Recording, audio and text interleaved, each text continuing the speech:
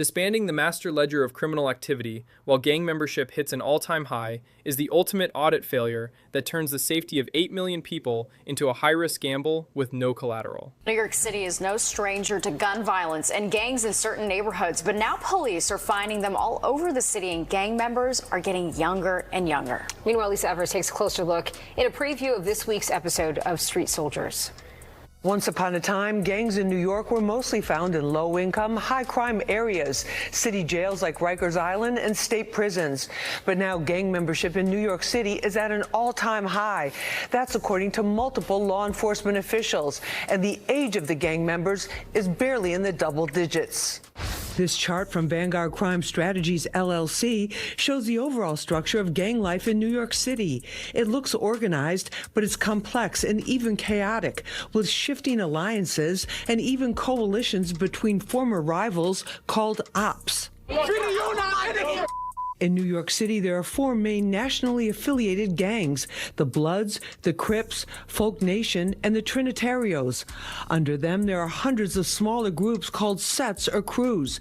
There's no exact census on actual numbers, but law enforcement officials estimate it's in the tens of thousands. We are witnessing a systemic liquidation of public safety assets in New York City, where the internal controls of the NYPD are being dismantled by a management override from the mayor's office. When the chief executive decides to redact the source data of gang violence because the demographics of the deficit are politically uncomfortable, he isn't just seeking reform. He is performing a forensic erasure of the very tools that prevent retaliatory inflows of violence. This is the gang database devaluation, and we are documenting the moment where the sovereignty of the streets was traded for a speculative social experiment that the current police leadership warns will lead to total operational insolvency. Where police and prosecutors put alleged trigger pullers in handcuffs.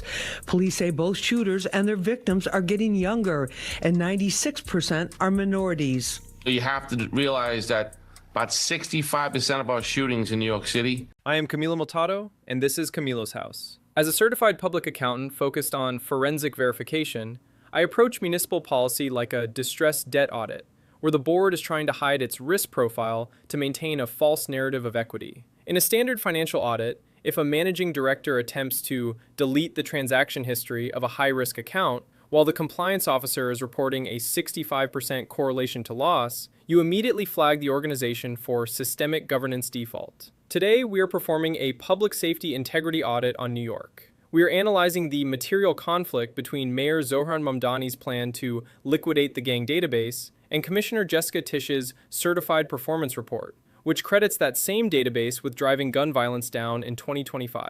The operational trigger for this crisis is the debate over the criminal group database, which reveals that gang membership in the Big Apple remains a primary driver of violent crime. From an investigative standpoint, the audit trail shows that 65% of all shootings in New York City historically have a gang nexus. If you write off the database, you are effectively deleting the early warning system for 2/3 of the city's gun violence. We must address the demographic disclosure that has caused such regulatory friction in City Hall. Police data has historically shown that 99% of those listed in the database are minorities, a hard fact that has led to a class action lawsuit currently pending before U.S. District Judge Brian M. Cogan. In the world of forensic verification, you cannot audit the reality of crime without acknowledging the data. Mayor Mamdani has issued an adverse audit opinion on the database, claiming it is a vast dragnet that impairs the lives of young New Yorkers. On January 6, 2026, Judge Cogan allowed the lawsuit to proceed, stating that as long as the database exists,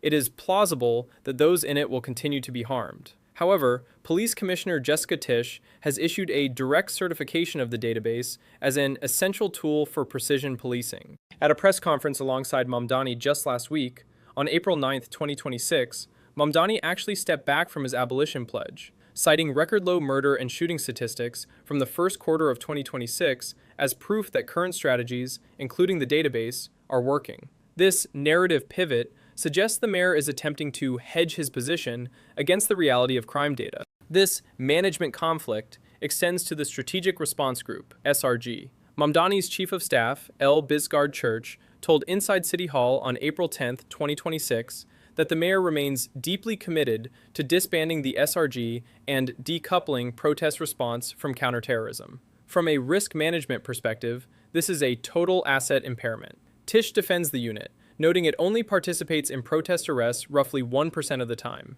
To replace the SRG's tactics, the administration is investing in a dialogue unit model, inspired by a recent NYPD delegation visit to Columbus, Ohio. While communication is a positive intangible asset, from a forensic safety perspective, a dialogue unit is a non-material substitute for a tactical force when a situation spikes into violence. The mayor is gambling the public equity of safety on social experiments that lack proven market data for a city as complex as New York. The market value of the Mamdani brand is already showing signs of major devaluation. A Marist poll marking his first 100 days found that 48% of New Yorkers approve of the job he is doing. In a comparative audit with his predecessor, Eric Adams, who enjoyed a 61% approval rating at the same interval, Mamdani is underperforming by a massive margin. This approval gap is a leading indicator that the voter stakeholders are skeptical of his management performance. My forensic verdict on the 2026 NYC safety audit is that the city is currently operationally insolvent in its approach to crime.